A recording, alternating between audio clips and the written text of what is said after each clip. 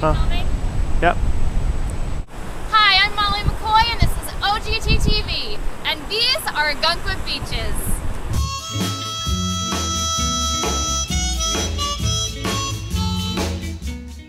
Ogunquit is known as a beautiful place by the sea, and this week, I'm taking a look at the beaches that make it so popular. First things first, Main Beach. Once rated as one of the top 10 beaches in the United States, Ogunquit's Main Beach is just as beautiful as ever. And while the parking rates can get a little pricey in season, Ogunquit beaches provide things like public restrooms and clean beaches, so please pick up your trash. Ogunquit also keeps lifeguards on duty once it gets busy, but today's just not one of those days. When I saw you walking down the street, Like I said in my first episode, it's illegal to go on the dunes at Ogunquit Beach, a $50 fine.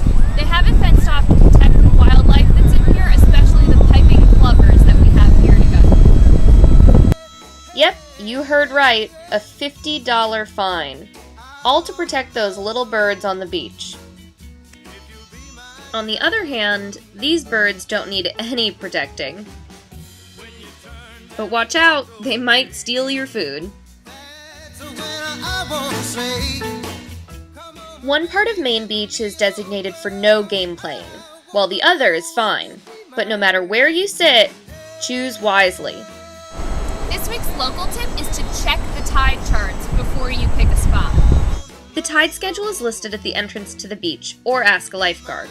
As you can see by the high tide markings in the sand, the tip of Main Beach nearly disappears at high tide.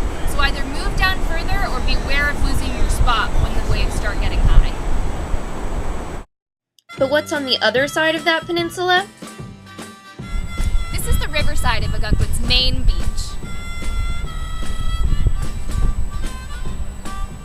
Although it's quiet today, this is a great place to do tubing, rafting, kayaking, and a number of other water sports. Just beware of the fast-moving current.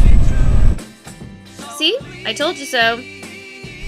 The strip of land that now makes up Ogunquit Beach was connected to the mainland in 1888, and that bridge that first connected it has been redone several times to look like what it does today.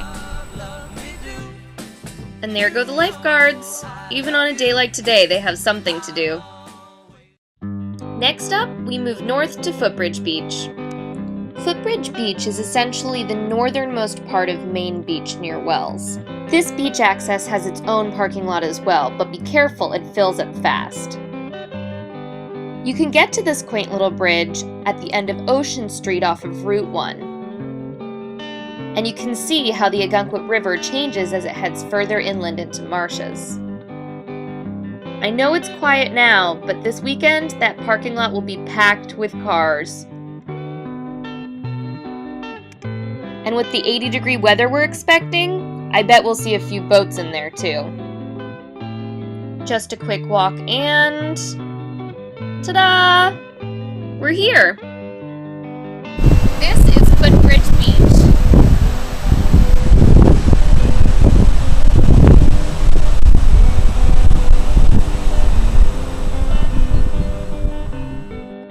And last but not least, we go south again to the Little Beaches. This is one of Ogunquit's little beaches, located in the outcroppings of the Marginal Way. These little beaches are no exception to the rocky Maine coast, but they do have the amenities of Ogunquit lifeguards just like at Main Beach. The town also works to keep these beaches clean and safe for everybody to use.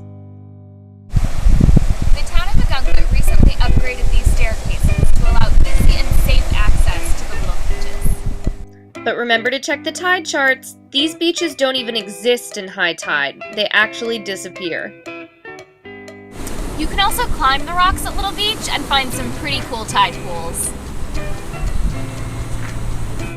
The one hitch is that there's no parking lot for the little beaches, so you really have to walk from downtown, which isn't so bad when it's the Marginal Way. love has names. It might not have been a beach day, but those were Ogunquit beaches. See you next week on OGTtv. Underneath, maybe they appear in graveyards. Maybe they're